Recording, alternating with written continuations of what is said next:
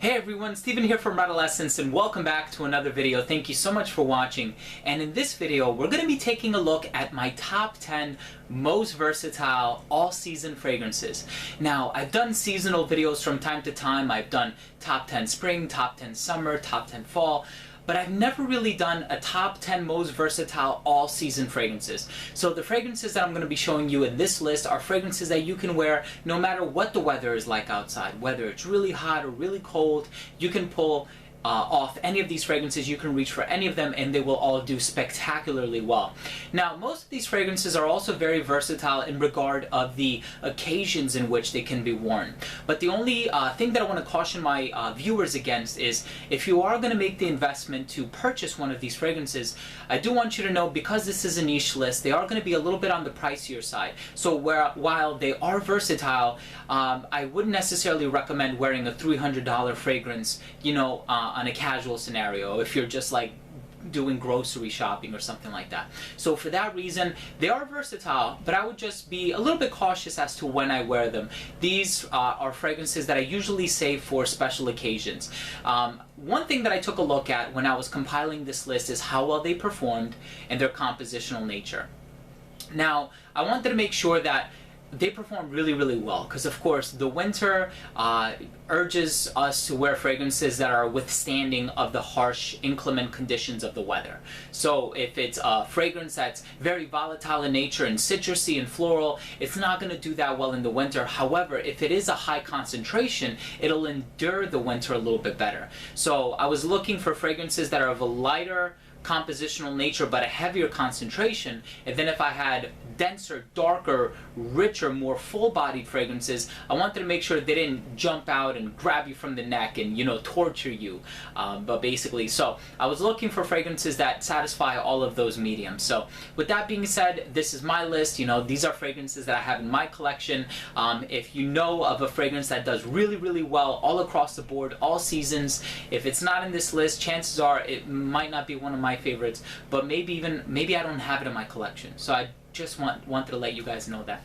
So with that being said, one last thing that I want to throw out there is, of course, you can wear these fragrances whenever you want. If there's a fragrance that you think works really, really well in the winter and somebody else wears it in the summer, who's to say that they can't wear it in the summer? If they love wearing that scent and they want to wear it all year round, that's fine for them. So these are all fragrances that are very subjective to me.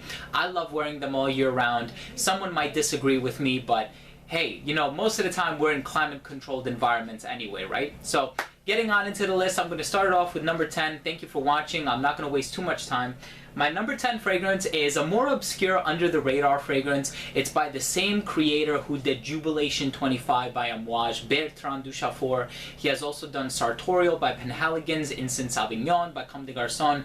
All of the Enchanted Forest by the Vagabond Prince, all of those fragrances. He's a genius.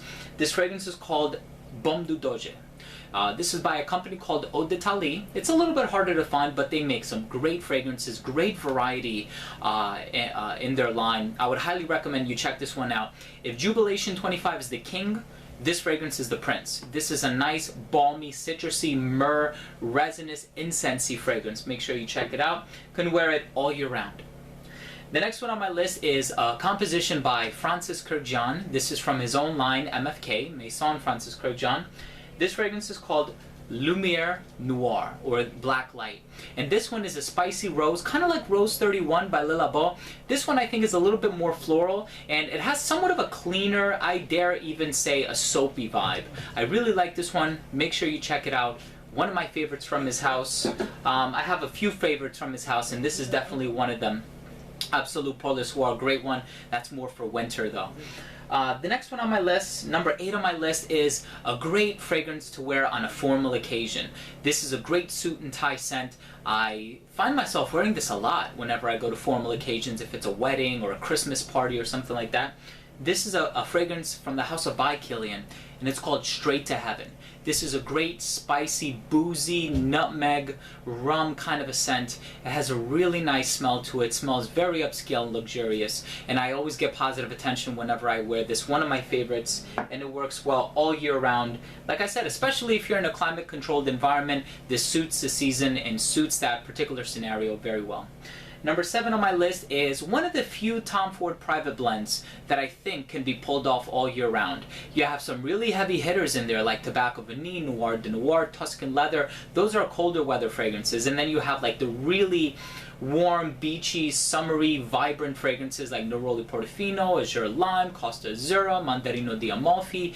This one though, I think is right middle of the road in terms of performance, not in terms of quality. I think this one is great quality. I absolutely love this one, and it's called Plum Japonais. I love the note of plum, whether it's in Frank No. 2 by Frank Los Angeles, Andy Warhol Face Edition by Bond No. 9, one of my favorite notes, and I think that's what allows this fragrance to work so well all year round. Plum Japonais from the house of Tom Ford. Also forgot to mention, it's a little bit balmy to me as well. The next one on my list is one that I've already mentioned in this list. It does bear some similarities to Lumiere Noir. I don't necessarily think it's better or worse. I think it does give off a different smell. So you're going to have to try these individually to be able to assess on your own what these minute differences are. And this one is called Rose 31. Great fragrance, really spicy rose. It contains the note of cumin, and that's a note that turns a lot of people off, but if you're wearing it in the right occasions and you're employing the right personality, I think not only can you pull this off, but you're going to get a lot of positive attention. You're going to get a lot of good luck with it. This is a great fragrance. Absolutely love it. Perfect all year round. Rose 31 by Le Labo. Number 5 on my list is a Xerjoff fragrance. Same thing with Tom Ford private blends. It's kind of hard to find, the right scent to wear for that occasion. Same thing with Xerjoff. Either they're really, really heavy, like More Than Words and Mamluk and Alcat, or they're on the Gao, or they're on the lighter side, like 40 Knots and 1861 and Neo. So there are, for me, few Xerjoffs that are incredibly versatile. This is one of them. This one is called Modoc. It's one of my favorites from the Shooting Stars collection, and this is a nice, sweet, earthy vetiver.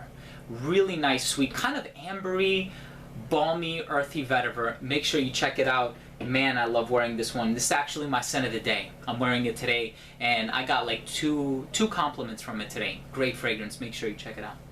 Number 4 on my list is one of my favorite homages. I'm gonna have to admit though, I have not given this one play in a long time, and I'm really glad that I compiled this list because it's actually, it's making me want to wear it now because I really do love the way that it smells. This one is called Honor Man. This is a very spicy, peppery, woodsy scent. Again, more suited for formal scenarios, I think. I probably wouldn't wear this one casually just because I don't think it's justified by the price. But if you do have this one in your collection, if you're looking to buy an amouage and you want an amouage that's going to work all year round, my recommendations are Dia Man and Honor Man. Lyric performs really well. You can wear that all year round. Reflection is more of a summery fragrance.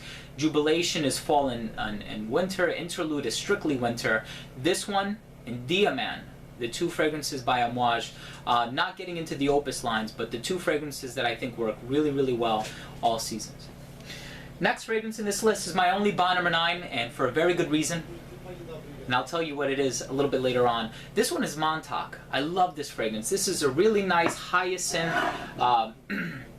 was it oakwood, driftwood, white floral, lily of the valley kind of a scent with a little bit of like an ambery backdrop with a little bit of sweetness attributed to some fruity notes like blueberry or black currant, depending on which version you have. But this is a really nice, versatile, all-weather fragrance. I do think that it smells kind of similar to some other designer fragrances that are not nearly as expensive as this one is. So for me, my final rating on this one would be like a 7 out of 10. I think it's a really nice fragrance, not entirely unique, but it's such a heavy compliment getter. Every time I wear it, I get compliments. It also happens to be my fiance's favorite Bond No. 9 fragrance on me. So great one all year round. Number 2, Bois d'Argent by Christian Dior. This one is a great balmy, irisy, cypress, I mean, you guys have heard a lot about this. You know what this fragrance is all about. It seems like every single time I wear this fragrance, somebody has something nice to say. Whether they have like a genuine, inquisitive nature about them, where they're like, what are you wearing? Or, if they just are curious and, they compliment me and I happen to tell them what I'm wearing. This is one that I do get a lot of luck with. It's a great fragrance from the house of Christian Dior. One of my favorite privets, right next to, of course, Eau Noir and Eau d'Ispahan. And I have to get my nose on the new one. But this one is a great all-weather fragrance, especially in terms of occasions too. As long as you can afford it, it could work good casually, night out, semi-formal, formal, you name it. And that leads me to the number one scent, and the reason why more Bond No. 9s were not in this list. How can you make a top 10 versatile list without including this scent, right? Creed Aventus. Great scent, absolutely wonderful. You have the dark nuances of the composition like the birch tar and the woods and the resins and the amber accord, which make it appropriate for colder weather, but then you also have the more volatile ingredients like the florals, the rose, the jasmine, the citrus, the bergamot, which make it more appropriate for the hotter months. Now the performance on this one is kind of like a ghost. It wafts in and out. Sometimes you think it disappears, it actually comes back hours later, and people compliment you on it. And I guess it's one of those fragrances that gives you olfactory fatigue. After a while, you're not capable of smelling it, but other people can still smell it on you. Creed Aventus is by far the most versatile fragrance in my collection. And I think that's one of the reasons why it's such a good fragrance too. People talk about the compliments, people talk about the smell, people talk about the name and the uniqueness, and how much of a trend it started, but it's the versatility too. This is a well-rounded fragrance, and for that reason, has to be number one on my list. Hey, could have included a couple of more Bond No. 9s, sent a piece for him, bondno9.com, both of which actually smell very similar to Creed Aventus, but you gotta go for the originator, Creed Aventus, number one. These have been my top 10 most versatile all-season fragrances. Guys, thank you so much for watching. If you own or have tried any of these scents, please let me know what you think. Leave a comment down below. Also, please don't forget to rate and subscribe for future videos. So again, everyone, thank you very much for watching. This has been Steven with another video from Adolescence. We'll see you soon.